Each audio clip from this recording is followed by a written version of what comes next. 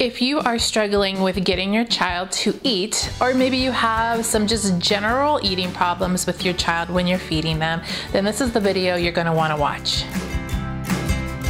Hey you guys, it's Christina from the Purple Alphabet. Normally around here we're doing educational activities with kids and lots of ideas and inspirational kind of activities so that you can play and learn at the same time with your kids. But today I'm going to take it back a little bit and get a little bit more on the serious side. We're normally talking about a lot of fun stuff. And we are going to tackle eating and kids who don't eat. I've done an eating video before in the past. I don't know, maybe last year, maybe the year before. It's kind of blurry for me because this has been an issue in our house for quite some time. If you want to go back and get some really general ideas for just a picky eater, then I would definitely go back and watch that video. I do have to admit that this video is probably going to be just me on camera talking to you guys, just because it's a little bit more of an in-depth conversation. So if you're tired of looking at me after a minute or two, I get it, I understand. But the information is really good, and it's so good that I'm probably going to have to divide this video up into a couple different parts. So after you watch this video, and if you still want to know more about eating, let me know down below in the comments, and I will continue to make videos about what I've learned about eating and children. Of course, I have to put a disclaimer on this video too. I am not a therapist. I am not a doctor.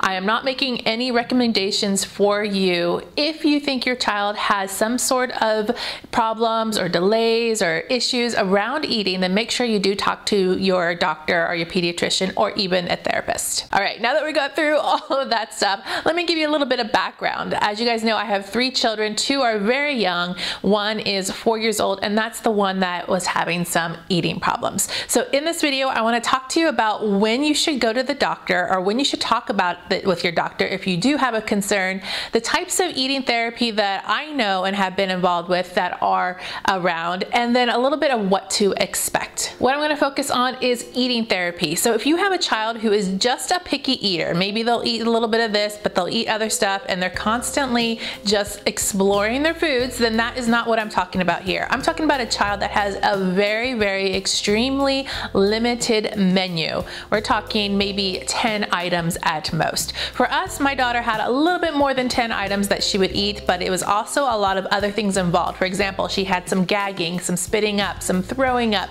and even on foods that she did like and she did enjoy, she was gagging and spitting up those foods. So that was the very first concern that came to my attention when I was dealing with her, is that something is just not quite right here. I knew she was a picky eater and she didn't like a lot of foods, but so did my other kids. They kind of were selective. But then when the gagging and the choking came involved, then I knew that something was definitely going on in her eating. Our second clue that something was up is that we were starting to go down on the growth curve. We were still within normal limits of where she should be, but instead of just kind of trudging along on a nice upward pattern along that growth curve, she started to dip down, meaning she wasn't gaining weight and she wasn't growing the height. So it wasn't a huge gap, it wasn't a huge difference, but it was just something that added on to the other things that we were seeing to kind of say, hey, you know what, what's really going on here? Something seems awry, something seems amiss, and we kind of want to address it now and be preventative about it. So we had not only a picky eater with a selective menu, she was also gagging and choking, and then when we went to go to her checkup, we saw on the growth chart her curve was just starting to go down just a little bit. At that time, we talked to our pediatrician. We decided that maybe we should get it checked out with a feeding therapist. So if you have any concerns about your child and something might just seem a little bit off, it does not hurt to talk to your doctor to see if there's something that you could do to take it a little bit further to find out what's going on. For us, it was eating therapy, and so we went to an occupational therapist that specializes in feeding therapy. So in my area, there are 2 different types of therapy that we explored and considered. The first one was a one-on-one therapy session, and that's where you just have your child and the therapist working together along with you in discovering what could be the issue with any of those issues and concerns that you may have. One-on-one sessions can be covered by insurance. It just depends on what insurance plan you have, or you can pay them out of pocket, and it also depends on what kind of resources you have around you. It is probably the more expensive route, just in case you needed to know that for financial reasons, but they can really quickly address issues that your child may have fast and quickly when it's just them and the child. The second type of therapy that you can explore explore is a group therapy session. And there's pros and cons to this. Definitely a big benefit is working with other children. So in group therapy, it's not only your child, it's additional children within a group that have similar or maybe a little bit different kinds of eating issues. And so what's beneficial to that is your child, you know, kind of has a little bit of peer influence, I guess you could say, when they're going through the therapy procedures, that they can see other children that have like things and other children that have different kind of eating issues, and they kind of work together and grow together as they develop their eating skills. So they're used for two different purposes and two different reasons, and ultimately we had decided to start first with the one-on-one therapy.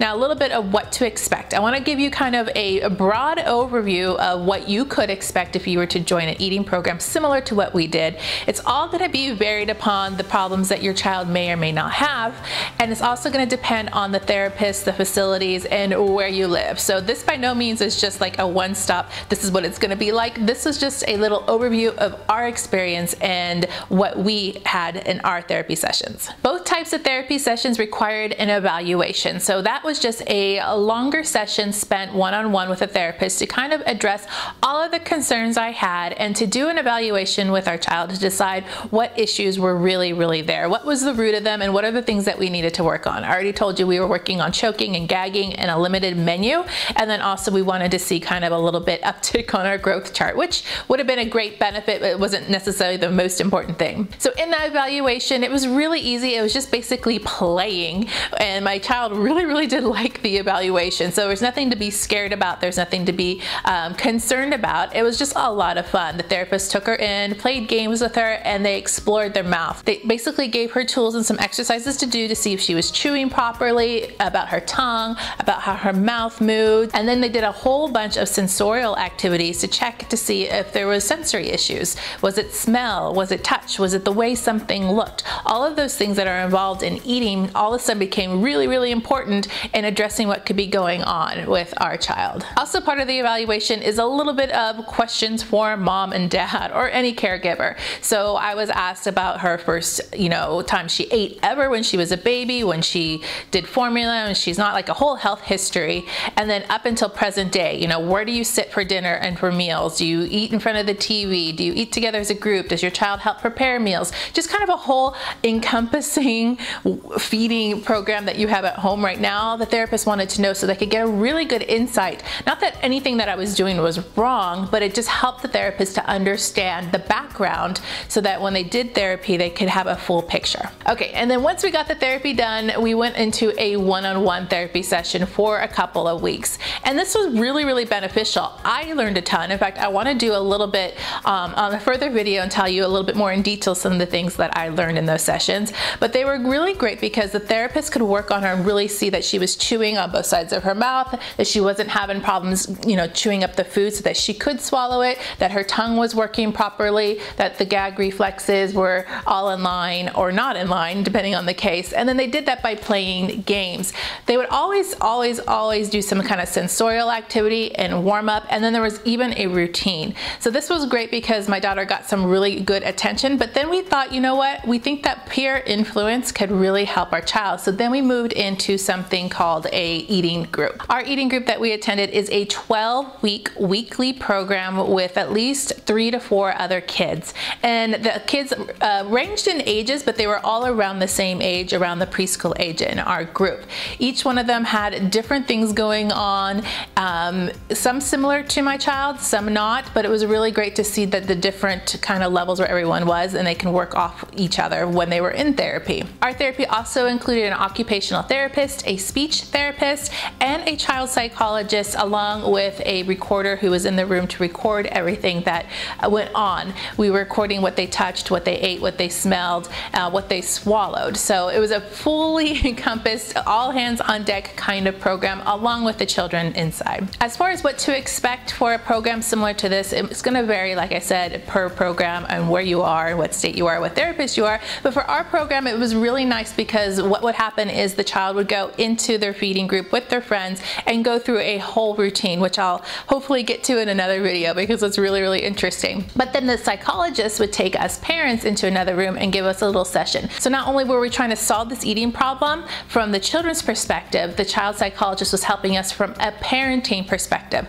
So it was this whole picture that was really eye-opening and a really great program so that we can kind of get it done all at once, or at least get our child to eat something that they didn't eat before. But more on that later. So the psychologist would take us all in the group for the first half of the hour. The whole session was about 50 minutes to an hour, and we would do a session with the psychologist. And I want to tell you all the things I learned in that too. I'm telling you, there's a lot to this, and I really want to tell you it all, but I just can't simply do that in one video. Then about halfway through, after we did our session with the psychologist and we talked about strategies that we could use immediately at home, we went to an observation room. And in the observation room, it had one of those, you know, two-way glasses that you could see in, but the children couldn't. They just would see a mirror. And we can watch them interacting with the food. Now this is really helpful because, you know, your kids, they act different around other people than they do around you. We all know this. We all experience this. They will do one thing with a teacher and not do it with you. And they will do one thing with a friend and not do it with you at all. So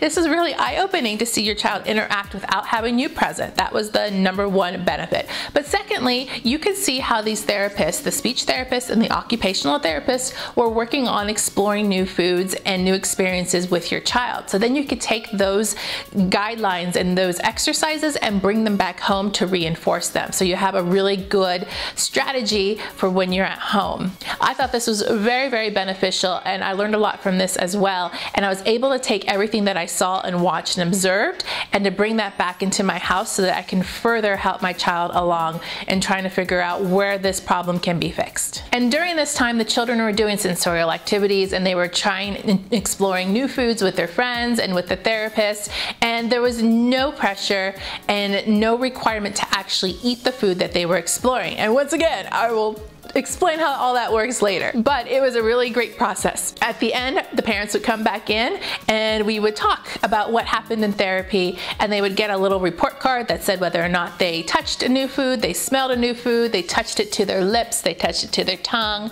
they chewed on it, or they actually swallowed it. And this is really great. My daughter loved this part. I mean, I have a whole stack of report cards that she's just beaming proud of. Then we go home and implement for the week, and we come back and do it all over again for the 12 weeks. At the end of the whole 12 weeks, we have another evaluation. We do a weight check. We did a weight check at the beginning too. I forgot to tell you that. And a height check to see if there was any kind of difference. And it is, I can't even say enough about this program. It's fabulous. In fact, it was so fabulous that we have done it twice. Well, we're almost done. We're in a second session right now because it was so great. And we saw some really, really good improvement. So that's a little bit about why you should consider using a feeding therapist or even go into feeding therapy, and a little bit of the different types that might be available in your area, and then a little bit about what to expect if you should actually go to an eating therapy session or group session. I hope that was really beneficial because I know it can be a little bit daunting and overwhelming when you're at the start, because I've been there, but it is so worth it. Now, if you want to see me do a second follow-up video to this that tells you the actual strategies and some of the things that we learned that have been so helpful in our situation, then you have to let me know down below in the comments, because I don't want to make a video and have everybody bored because I'm just talking to y'all like this with no extra stuff. So I will gladly do that for you and share, because it's such good information that I want you guys to have it. So let me know if you need to see that, because I can work on that for you. Make sure to click subscribe to see more videos like this and give me a thumbs up to show your love.